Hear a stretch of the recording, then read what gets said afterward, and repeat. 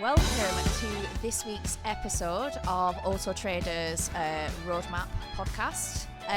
Today I'm really excited to talk about a topic that actually I work in day to day as a product lead here at Auto Trader, and that is around automotive finance, and in particular the subject of vulnerable consumers.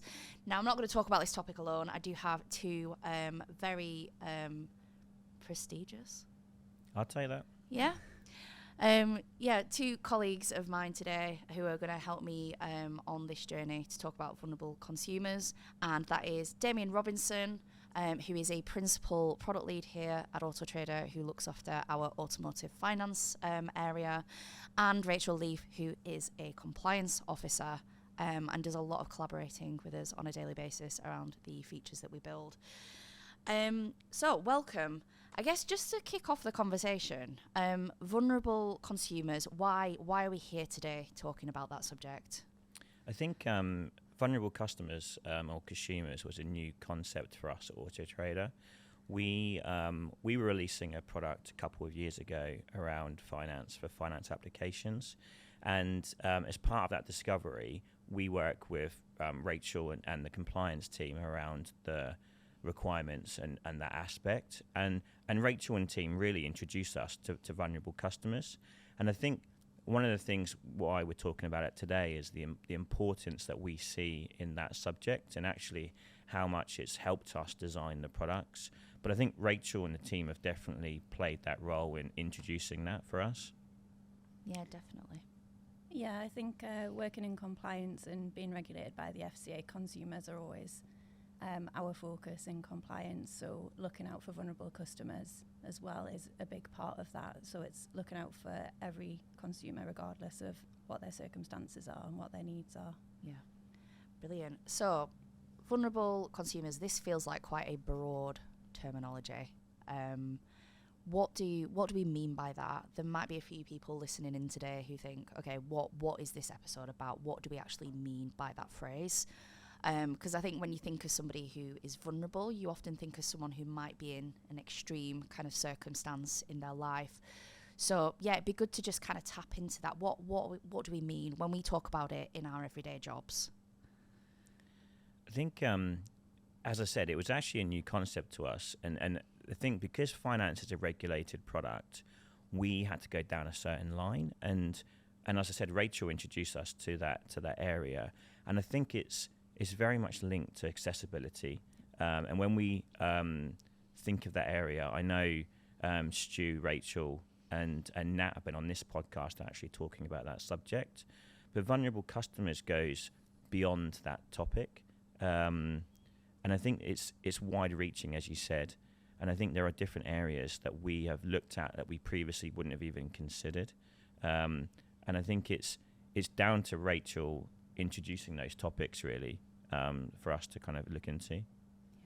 Yeah, so the term vulnerable customers is one that the FCA have kind of brought about, and when they use the term vulnerable customers, they're talking about any consumer that has a kind of characteristic that might make them more susceptible to harm, particularly if the firm they're using isn't looking out for their best interests. So they split it into 4 different, what they call drivers of vulnerability. So that can be capability, so that's things like your literacy, numeracy skills, but it can also be things like, since we're talking about automotive finance, if you've never used finance before, then you might have a low capability in that respect, because you're more vulnerable if a company's not going to give you all the facts and information you need to make an informed decision about finance. There's also resilience, so you might have low resilience to financial shocks. So for example, if someone's on multiple benefits, if someone's living paycheck to paycheck, you don't have that resilience built in, you don't have that rainy day fund if something unexpected happens. The next one's health, so that can be physical illness or disabilities, or it can be mental health. And life events that can disrupt your finances, such as bereavement. Even just changing job can disrupt your finances if you get paid at a different date. So as you can probably tell, like these vulnerabilities, they can be something that's long term and a part of someone's life for a long time, or they can be really transient, but if they're going to affect you when you're making a key decision about your finances, they're still something that needs to be considered by us when we're designing products. I think, sorry to jump in, I think also we probably didn't take, not seriously, but we didn't consider the size of the pot of consumers that would fall under vulnerability consumers. And when we look at that, actually, and when we look break those down into those kind of segments, and we do a bit more research, we actually saw that just under half the consumers out there have got a numeracy age of under 11. Yeah. And when we think about finance, and you think about actually a lot of it is around those numbers, just considering how you're designing the product makes you think quite differently. Where before you might just use a simple table, or you would just use simple terms and phrases, where actually you need to kind of think differently of how you would bring that in and take that out to market. Yeah, definitely. And I think we've definitely been on a journey here. So just to kind of add a bit of context to some of the things that we've been working on, we are in the process at the minute of digitizing that traditional finance experience, which, let's face it, it's really complicated. You're not getting car finance every week. It's not a transactional thing. It's a huge life event. And I think we've certainly gone on a journey to bring that to life on AutoTrader. So yeah, it'd be good just to kind of talk me through that process. Obviously, I've been here for 7 months now, so I feel like I'm quite new to the world of finance. I've never worked in car finance ever. I am a simple product manager who's come from other websites. So this has definitely been a learning experience for me. But I guess as both of you originally kind of working on kicking this project off, what was that like? What was that process? I think when we first started, we didn't start thinking of vulnerable customers. Yeah. We, as you said there, car finance as an experience for most consumers is one which happens at the forecourt, which is not. It's relatively muddy. You could ask. It's not that most transparent. And what we really saw is, and what we wanted to achieve, is to provide that transparent experience on AutoTrader, which helped the consumer go through that process, which helped them understand finance, understand the numbers, and really make it easier for them and reduce the cognitive load because of the amount of information, as you said, there is out there. And as part of that, we didn't stumble across, but we then looked at this vulnerable customer cohort and wanted to kind of look deeper about how we facilitate that segment of consumers. We really want to focus on the consumer when we're creating these experiences, but being a two-sided marketplace means we need to make sure we're considering the retailers as well and the products that they're offering.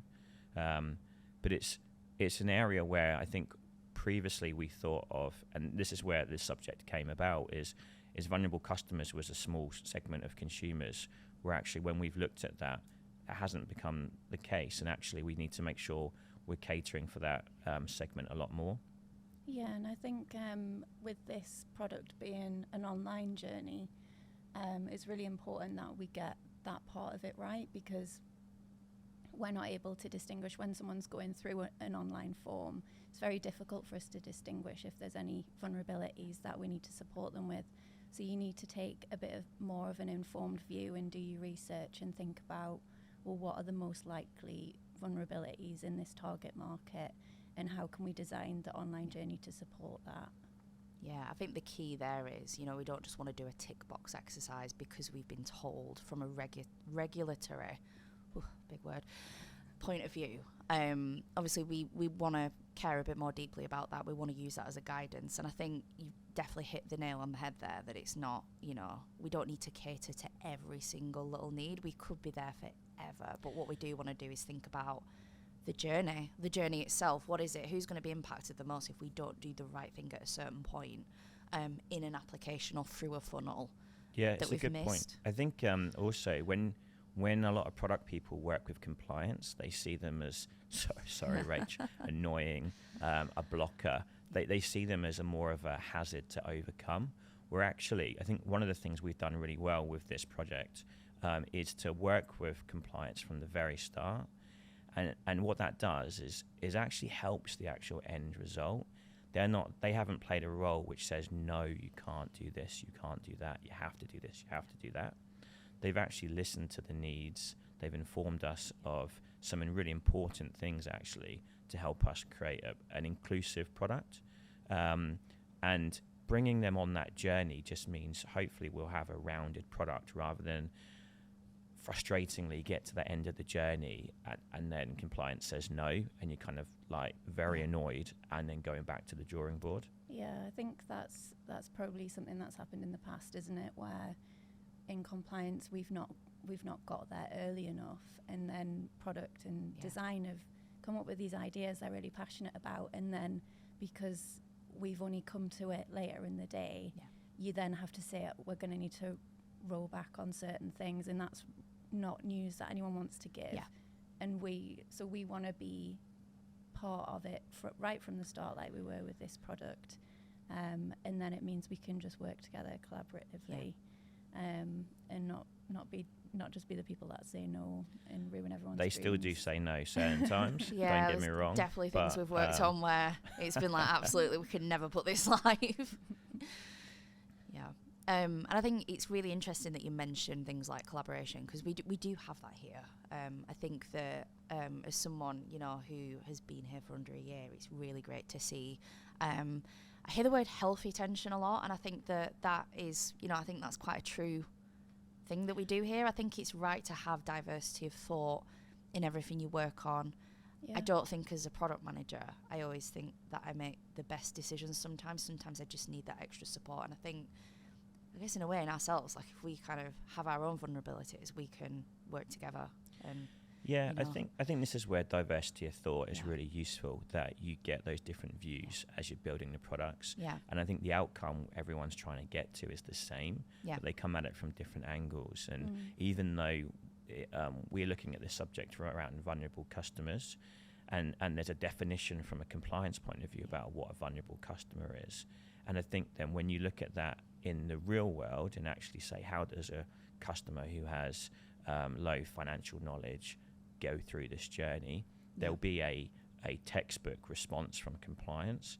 But I think one of the things we've developed is that collaborative approach and more of a pragmatic approach to that, to how we come out. And I think evidencing the outcome as well has been really important. And one of the things we've been able to do with compliance is look at those cohorts of customers, take them through some research and through some testing, and provide reasons why we believe option 1 is better than option 2, which I think from a compliance point of view, actually you guys like, I think. Yeah, I think that's sometimes a misconception that people have, is that when compliance challenge you, we're not just trying to say you're wrong, we're trying to say on what basis is this right for the customer.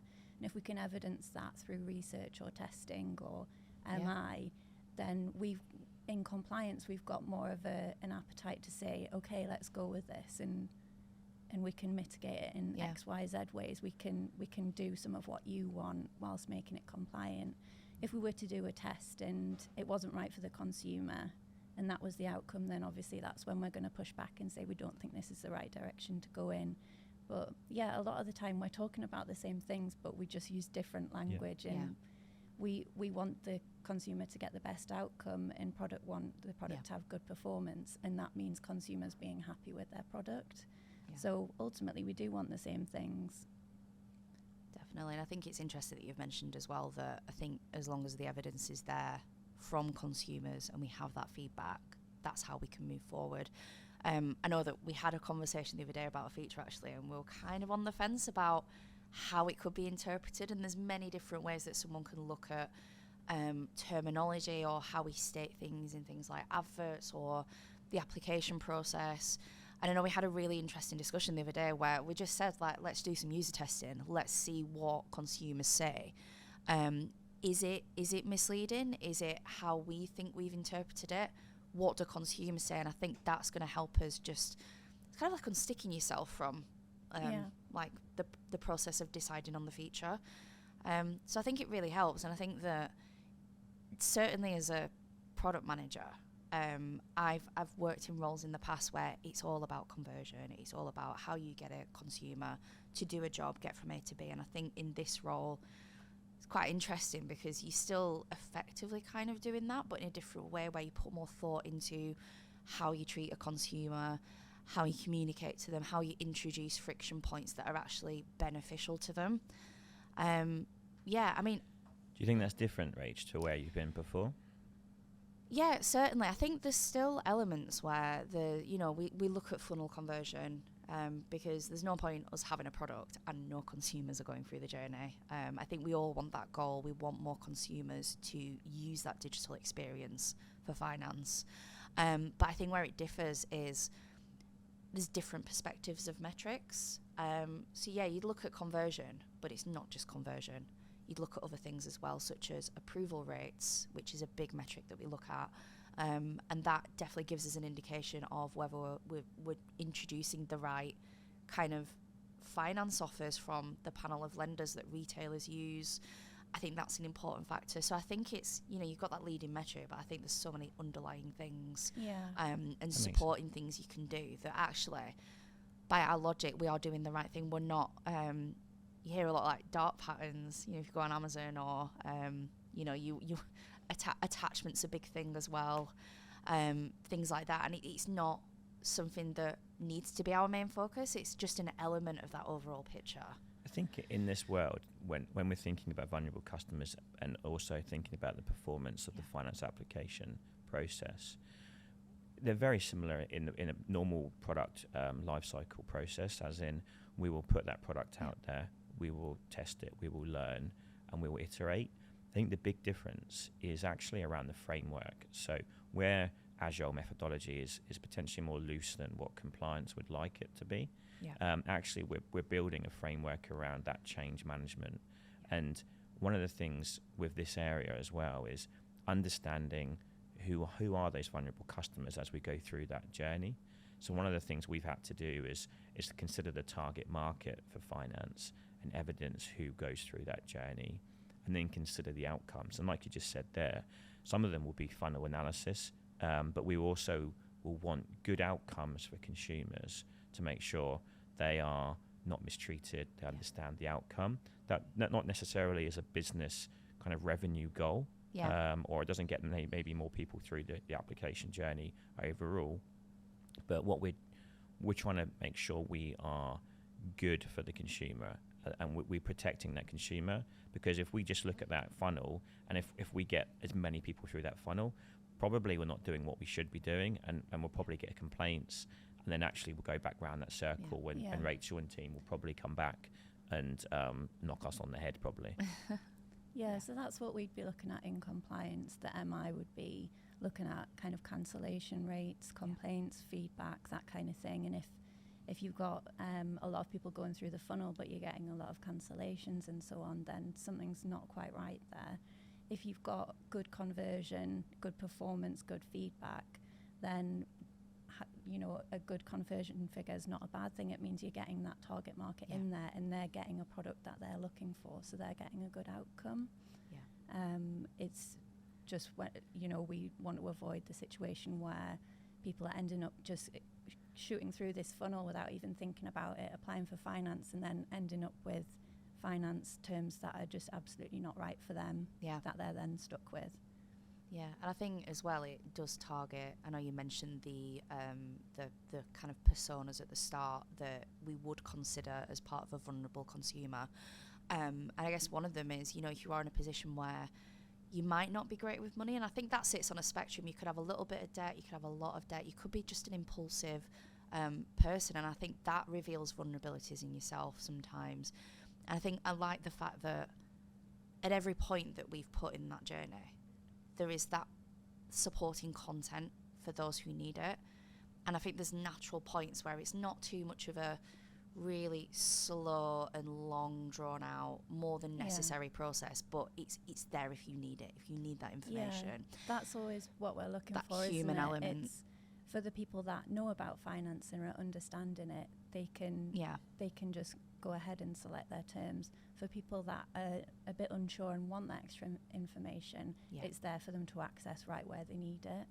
I think if you think about it from a funnel point of view, if we go back to that numeracy point and say half the consumers don't understand potentially those numbers, actually your funnel, you've already cut in half the number of people that could go through that funnel.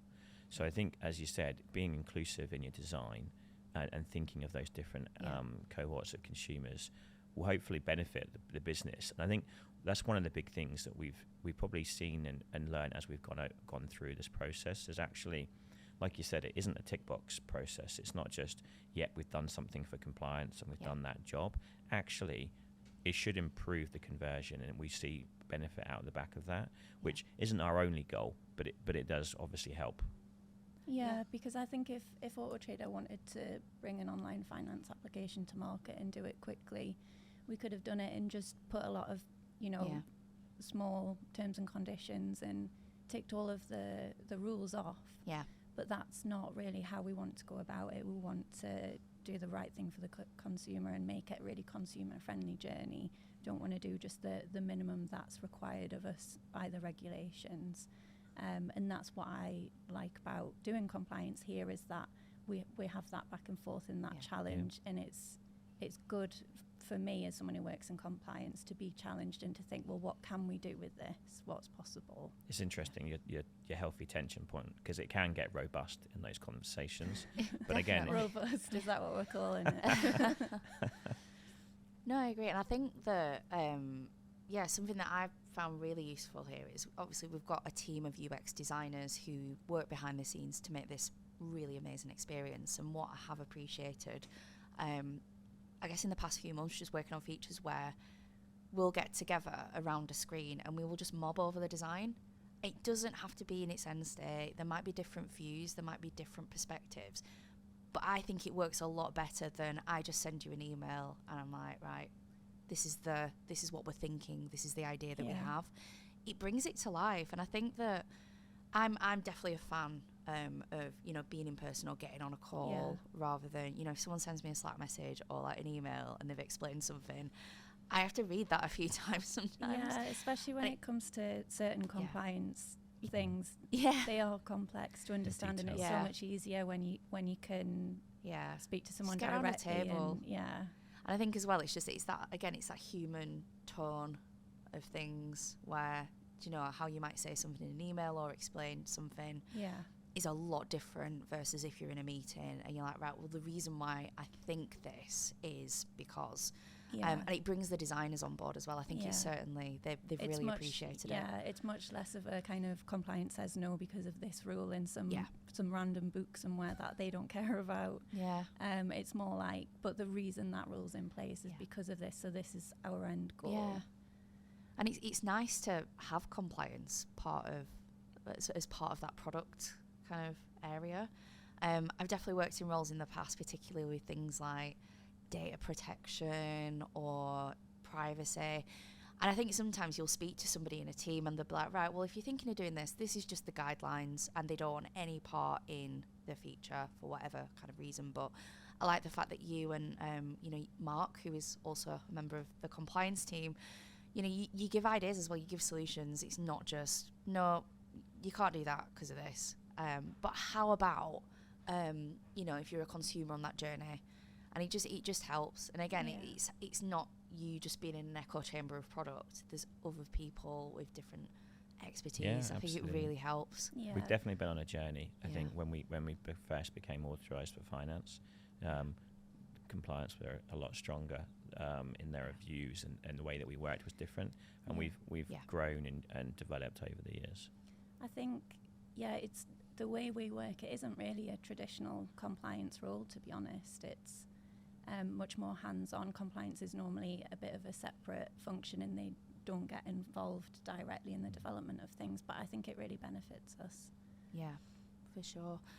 I mean, it sounds like we've had a really happy path here at AutoTrader, but I'm sure there's been times where there have been things that are either non-negotiable, or there has been a bit of I hate the word friction because it just sounds really negative, like we've battered heads against one another. But have there been instances where there's levels of risk involved of having a certain feature, or there has been kind of non-negotiable things where you have had that tension. How have you kind of navigated that previously? That's a good question. I think there's definitely been non-negotiables on probably both sides. From a product point of view, we want to make sure it's understandable, it's clear, the language is inclusive, and that's done through dialogue with the team and with the designers, as you said. And then there'll be some non-negotiables from Rach around the way that we display the information, which has been more than we would like, I guess. Yeah, definitely. There was a lot. There's certain things that we've gone back and forth on, but I think in compliance, it's always to do with balancing the risk, and the risk when it comes to regulated products and consumers is that we're going to ultimately cause the consumer harm. So we need to, what we're always doing is trying to weigh up what is the risk of taking this action and what is the benefit. Yeah. And if we want to take a calculated risk, if it's something product feel really really passionate about, then how are we going to make it so that they can do that without us compromising what's right for the consumer? So we might do things like say, okay, we'll do this, but we're going to monitor it quite closely, and we might have to roll it back if it doesn't get the right results. Or if, say, it's some information that we want presented to the consumer, if the consumer isn't accessing the information and it's key information, that's something that's going to have to change ultimately. So there are certain things that are a kind of line in the sand where, I think also both sides are subject matter experts, and I think as you develop that knowledge, you understand more around what compliance will want, and you understand where the risks lie. And I think there are some risks which aren't worth taking, and there's some that are for the betterment of the consumers. Yeah, absolutely. I think this is the beauty of maybe having a product as well that isn't 100% live across the website. We have a huge website here at Autotrader. Thousands of retailers post adverts every day, and there'll be different elements, I guess, of what they have and what they have included. And the digital retailing and finance experience is only a small proportion of that, and that's something that I guess we've purposely done because we want to learn from it. And I think that is, there's the product side where it's like we want to learn about consumers. We want to look at things like digital adoption and if this is a product worth kind of moving to 100%. Yep. But I think as well it gives leeway then to the compliance aspect where it's like we're learning things. It's a safe environment to maybe think about something that maybe we think is risky, but actually when we put it live, it's not a wide enough coverage that it's going to do a lot of harm, but it's small enough that we can capture that feedback, we can talk about it. And I think that's something that I think works in our favour. Yeah, and I think coming back to vulnerable customers as well, like Damo mentioned before, NatCrook's been able to do testing, and we've actually been able to use a cohort of people who would define themselves as not very financially experienced as a test to see how they perceive the product, and then to use those findings to iterate on the product. So that kind of activity gives us more confidence in what we're doing and lets us know that we're on the right track. Definitely. What sort of feedback have you seen from these sorts of tests? I think from the tests themselves, there was a myriad of different people, as you can imagine, going through there. And I think it wasn't necessarily the feedback; it was understanding what they were saying and what they were finding difficult, and different. As Rachel said, there are different cohorts of vulnerabilities, so it's understanding how you tackle each one without out removing one of the other ones as well. It's been a challenge, and I think it's something that we're evolving and we're continuing to do. Yeah. I guess this kind of leads nicely onto my next question, which is, and I guess it's kind of a trick question because I really hope that you don't answer the opposite way, but are we done here? Is this it? Does the book stop with finance? Is this it for Autotrader? Have we nailed it? What does that future look like? I guess not only for finance, but Autotrader as a whole. Can we learn from that? Can we adopt that to the rest of the business? And I really hope that you don't say no. Well, there are a lot of questions in there, Rach, to be fair. But I think definitely we haven't finished. I think we started looking at this because finance is a regulated product and because of the compliance team's input, definitely. And I think we've we've seen the benefit from the conversion. We've seen the benefit from the output of the testing and the consumer feedback. So we definitely see value in it. We also put our hands up and say we're not the experts in this. We have developed as we've gone through, and we're still learning today. But what we are planning to do, and we are doing today, is rolling this ethos out across the site. As you said, AutoTrader is a massive site which has many different components. So we're taking this type of approach, though, and to understand what are the vulnerable customers who are using search, who are using valuations, who are looking at reviews, and how do we cater for their needs. And it will be a continued process. I think that the biggest thing we're doing is building it into the design process now. So it's actually second nature, and it isn't a separate thing that gets ticked at the end to say, have I met vulnerable customers? But it's in the ethos of how we deliver products. So as we progress and we develop, we'll see more changes in this way.